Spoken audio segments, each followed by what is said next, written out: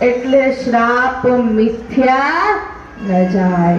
અહીં પરીક્ષિત રાજા રાજમહેલ આવે, પોતાના મસ્તક પરથી મુગટ ઉતારી જ્ઞાન ધારણ કર્યું. ઓહો, આ મારાથી શું મોટું પાપ કર્મ થઈ ગયું! મેં ભારત વર્ષના ઋષિ એવા સમ્યક ઋષિનું અપમાન કરી નાખ્યું.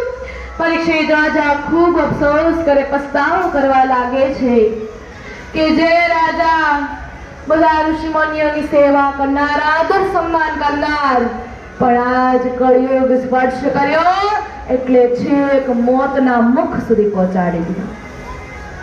અહીંયા પરીક્ષિત રાજા પસ્તાવો કરવા લાગે.